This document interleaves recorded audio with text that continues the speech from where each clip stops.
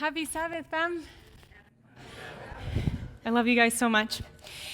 I wasn't sure how to preach on Rahab, and there's a lot of questions in my mind. And yet, I think her story is so important for us. So, we're going to dive right in.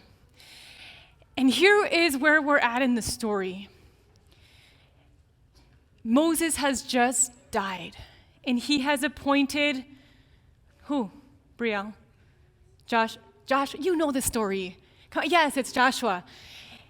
And Joshua has just told the Israelites, prepare your stuff, because in 3 days we are going to cross over and take the city that God has promised for us.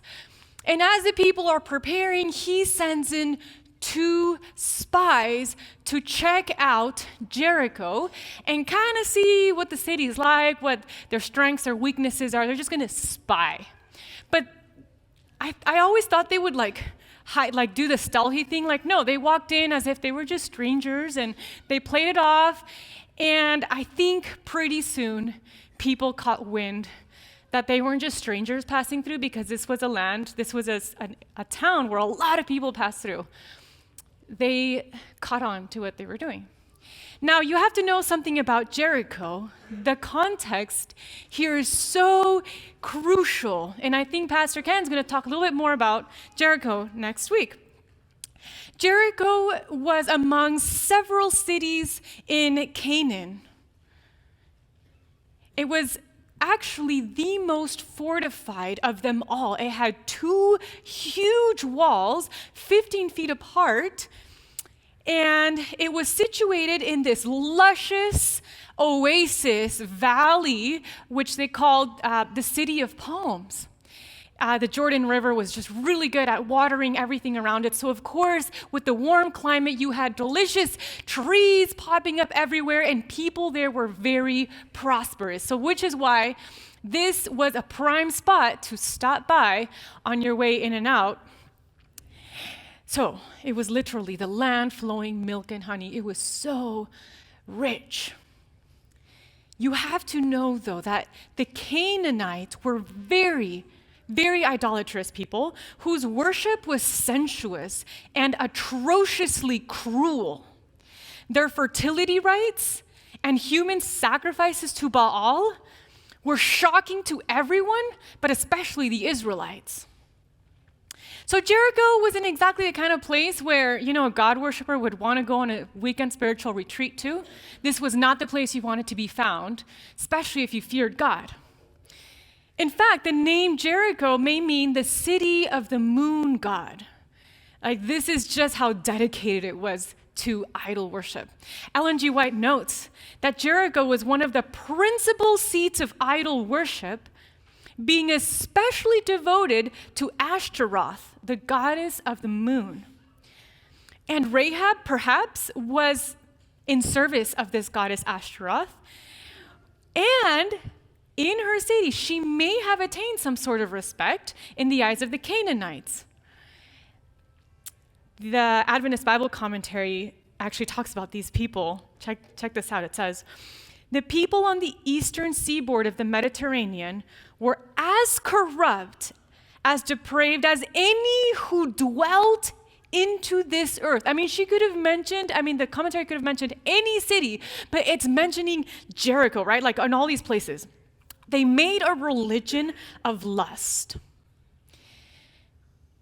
This was so horrific that 40 years prior, when the spies had gone in to scope out the area and they, had lost faith in God, and the punishment was 40 more years in the desert, we talked about that a couple weeks ago. The instruction found in Deuteronomy 7:5 in the Message Bible says it pretty neatly. It says, you're going to go in there, you're going to tear apart their altars, stone by stone, smash down their phallic pillars, chop down their sex and religion Asherah groves, and set fire to their carved God images. It was just so horrific. God's destroy it all.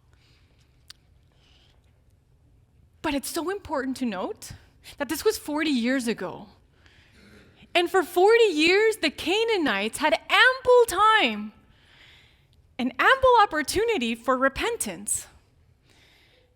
I mean, all of this evidence that happened, and all of the travelers coming in through Jericho, giving them news, such as the Red Sea parting, right? And then the Egyptian army swallowed up. I mean, who's not going to hear those news? And then they heard about the overthrow of the kings of Midian, of Gilead, of Basan. So these people knew. Yet no one turned their hearts to God during this time, except one person.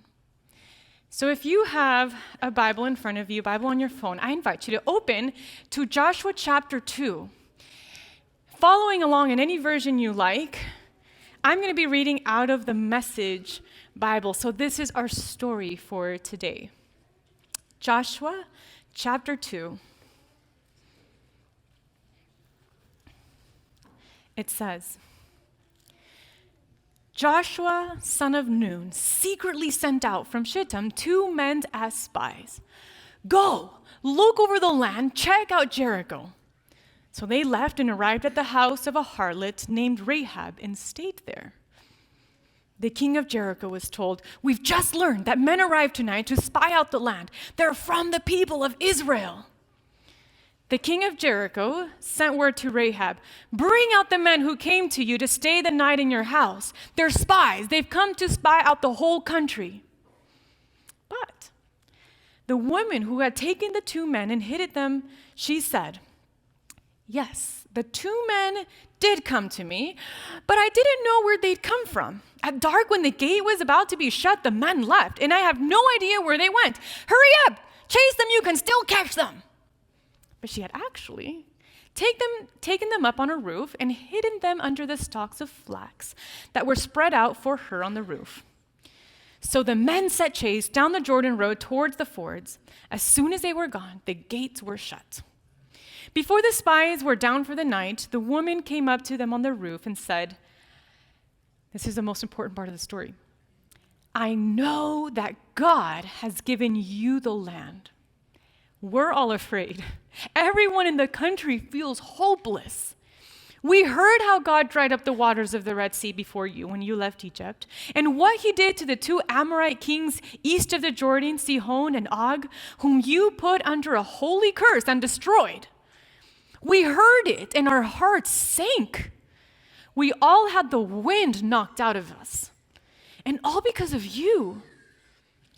You and God, your God, God of the heavens above and God of the earth below.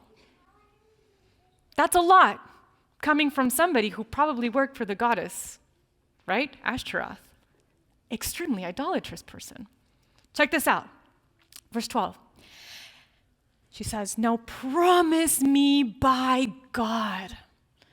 I showed you mercy, now show my family mercy, and give me some tangible proof, a guarantee of life for my father and my mother, my brothers and sisters, everyone connected with my family. Save our souls from death. Our lives for yours, said the men, but don't tell anybody our business. When God turns this land over to us, we'll do right by you in loyal mercy. She lowered them out the window with a rope because her house was on the city wall to the outside. She told them, run for the hills so your pursuers won't find you. Hide out for 3 days and give your pursuers time to return. Then get on your way. The men told her, in order to keep this oath you made us swear, here is what you must do. Hang this red rope out the window through which you let us down and gather your entire family with you in your house, father, mother, brothers, and sisters. Anyone who goes out of the doors of your house into the street is going to be killed. But that's going to be his own fault. We aren't responsible. But for everyone within the house, we take full responsibility. If anyone lays a hand on one of them, it's our fault. But if you tell anybody our business here, the oath you made us swear is canceled and we're no longer responsible. She said, If that's what you say, that's the way it is," and sent them off. They left, and she hung the red robe out the window. So the spies headed out for the hills and stayed there for 3 days until the pursuers had returned. The pursuers had looked high and low, but found nothing.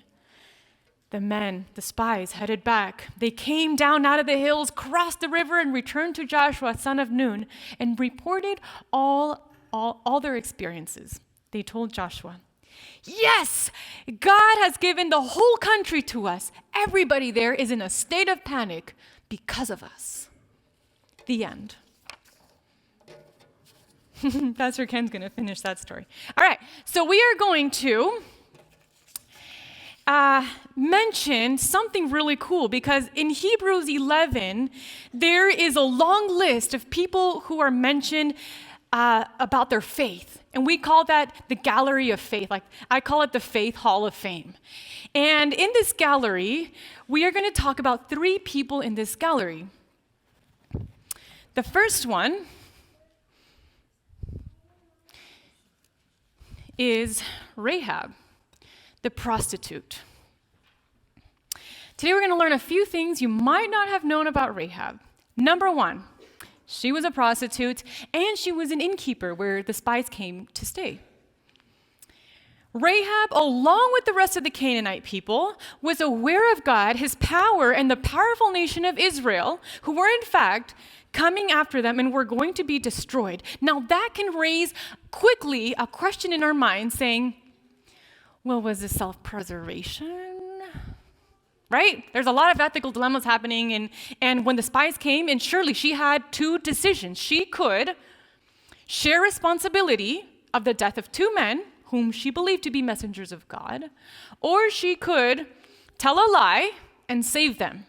And for most of us, we kind of tend to stay right there. Let's talk about the ethics of her lie. And that's actually not where this conversation is headed, but I will say that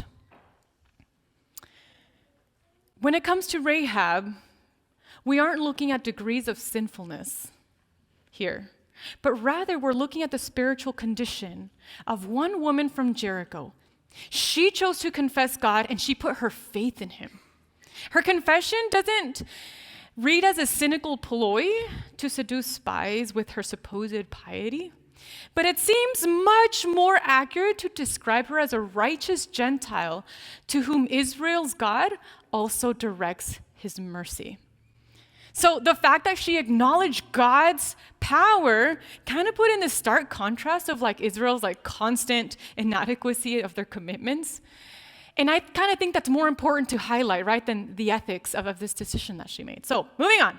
Number 2, we're going to learn that Rahab belongs to a very unique of people. For example, she belongs to a group of people of non-Israelite ancestry who aid in the restoration of Israel's fortunes.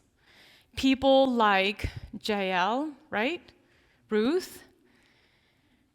And in this particular story, she belongs to a group of people, of women, very few in the Bible, whose story is about them and their name is actually mentioned, because sometimes the women of the Bible kind of tend to be left out, right?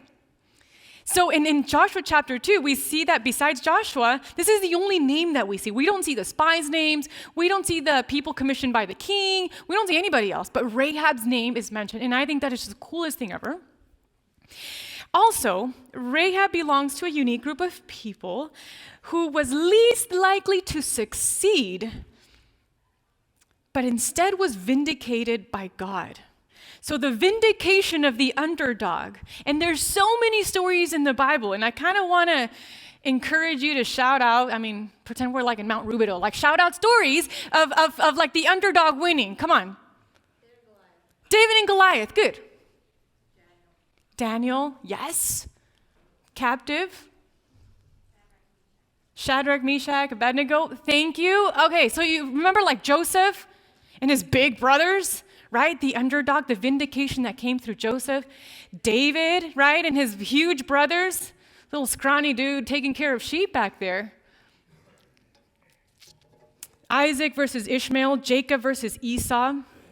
And here come some of my favorites. Gideon, Tamar, Jethro, Jael, Uriah, Sarah, Rebecca, Hannah, and so many more. This unique group of people. Number 3, Rahab is unique because she is part of God fulfilling his covenants. So any kids from MGA in 5th and 6th grade, we studied covenants. Anybody here from MGA, 5th and 6th grade? Okay, how many covenants did we say on Thursday that God made? 4, fantastic. One of them he made to Abraham. And Abraham, he promised to make them the father of nations and to bless all of the people that would come after him. So in order to fulfill this covenant with Abraham and his people, the Israelites, he used Rahab. I love it because God constantly reminds Israel that they weren't chosen because they were a mighty nation. When God chooses to restore and redeem Israel, it speaks to God's mercy and compassion rather than a righteous Israel. All right, friend, I'm going to pick on you one more time because I know how smart you are. His 4th covenant, remember the 4th covenant? Who did he make that with? The last one, it's called the New Covenant. Jesus. Okay, I'll give you a hint. It's Jesus. All right. So Jesus, and who stands in the direct lineage of Jesus? Rahab, that's right. Rahab, when she, I'm not going to spoil the story for you, but afterwards she marries this guy named Salmon or Salmon. I don't know if you guys are hungry, whatever. She married Salmon and had a child. She named him Boaz, yes. You guys know the story, right? Okay. All right. And then he married Ruth and took care of Naomi. So I want to highlight that if anything, if we study the life of Boaz, there was a dating book called like Waiting for like Mr. Right. I don't know what it was called, but it was about Boaz. And it was highlighting how like Boaz was like this dream dude who was like generous and compassionate and kind and like girls, like that's what you should focus on, finding your Boaz, blah, blah, blah. I don't remember. I don't think I read it. Anyway, married Andre. That speaks to Rahab because Rahab raised him, right? So if we're actually looking at Rahab, like we know there's so much more to her than this identity that she was given. I mean, just look at Boaz. I mean, that's fantastic. So in this genealogy of Jesus, she is one of the 3 women. She's one of the 4 women mentioned besides Mary. 3 of them are adulteresses. Just let that sink, right? The others are Tamar, Ruth, and Bathsheba, who's not really mentioned, but it's Bathsheba. Once again, God is telling us that salvation is not dependent on human goodness, but on his free grace to sinners, and that he is willing to redeem especially the most sinful. Jesus said in Matthew 21:31, "Verily I say unto you, that the publicans and harlots go into the kingdom before you." That's how important it was for this message to come across. He was thinking about his great-great-great-great-grandmother Rahab. Number 4, the last thing that we're going to learn about Rahab. This one's particularly difficult for me to say out loud because Rob Wilson's here and I'm a little scared of that guy. He's weird. All right, so here it is. Rahab, despite her known identity and sins, reflected the image of God fully. Okay. Why? Because when God looked at her, he didn't see harlot. Instead, he saw a woman of faith made in his image. Friends, there is no category of people made in the image of God and people not made in the image of God. There is one category and we're all the image of God, right?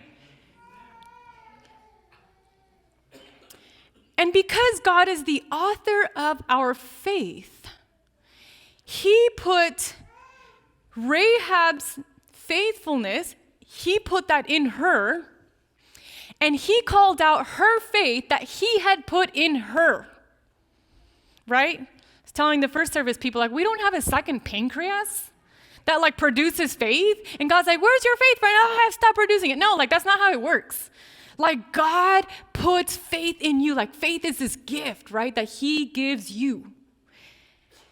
And it was one of those things that Rahab was like, here's my faith, and it's in you. And God was like, I know it. I put it in your heart. And that's why I call you something else now. Their new identity that she was given was not Rahab the harlot, but it was now Rahab the faithful.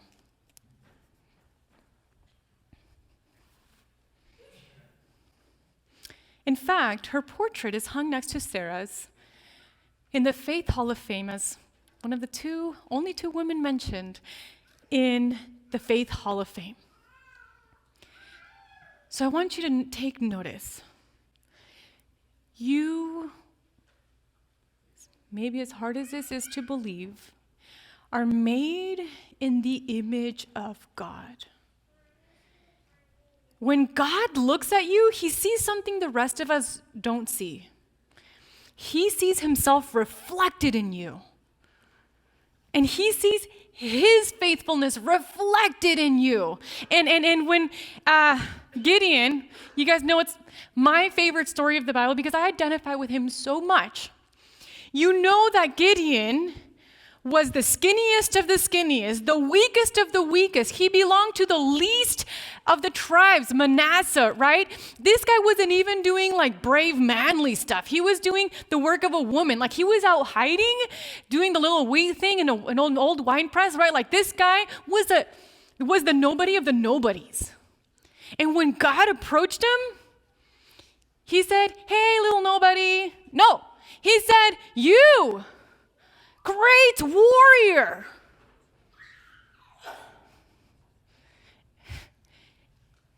I mean, that just blows my mind. Because God didn't like measure the size of his biceps when he came. Like he saw Gideon, but he saw something else. He saw something so much bigger. He saw Gideon made in the image of God, wearing this big robe of courage, maybe this armor of God. And he too is mentioned in the Gallery of Faith. So what do you think God calls you when he sees himself reflected in you? Revelation 3:12 has this beautiful verse, and putting it in the context of Rahab, I rewrote it a little bit. It says this: she who overcomes, I will make her a pillar in the temple of my God, and she shall go out no more. I will write on her the name of my God and the name of the city of my God, the new Jerusalem, which comes down out of heaven from my God, and I will write on her my new name. God gives us a name that is beyond our earthly identity. He puts a new name on you.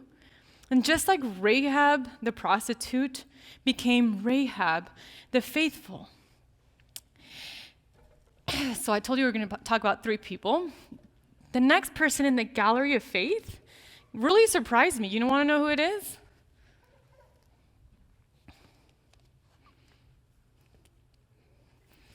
It's me. I'm very surprised. See, I was the most shocked to find out that when God called me, he saw something I couldn't see. All my life, I'd been clinging to the names that had been given to me, or mostly I'd given myself. For example, I have a lot of names. A lot of them are not appropriate to share here, but here's a couple. Viana the proud, Viana the arrogant, Viana the inadequate, Viana never enough, Viana the imposter. And the list is so big, friends.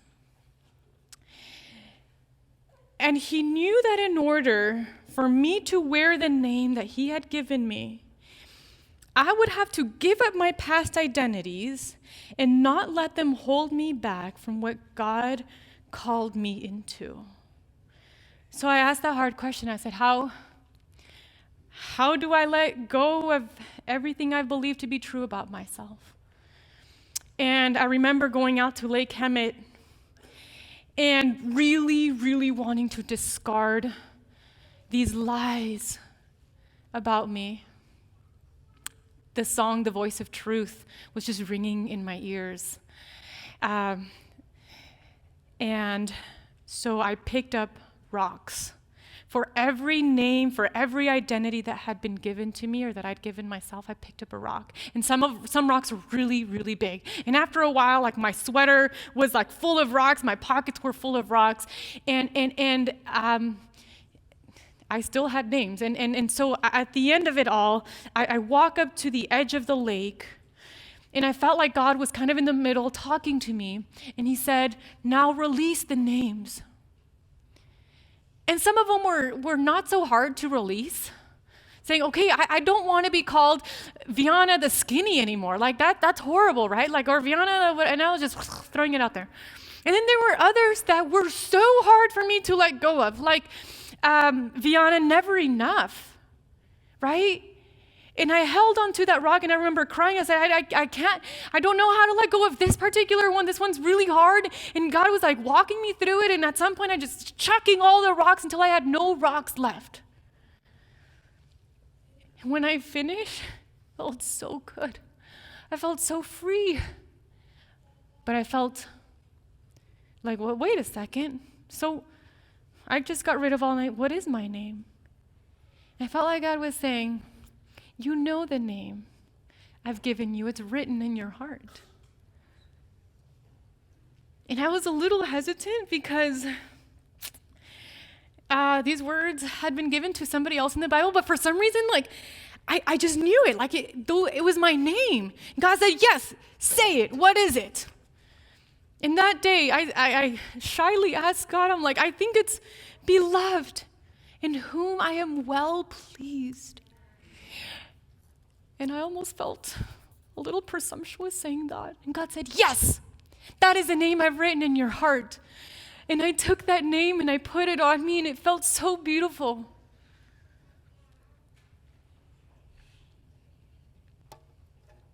God didn't see those names on me, but rather he saw his image in me, his faithfulness in me, and that new name, that identity that he saw. And believe me when I tell you this, friends, no one is more shocked than I am to find out that God can include someone like me in the Hall of Faith, the Faith Hall of Fame. So now we come to the last one.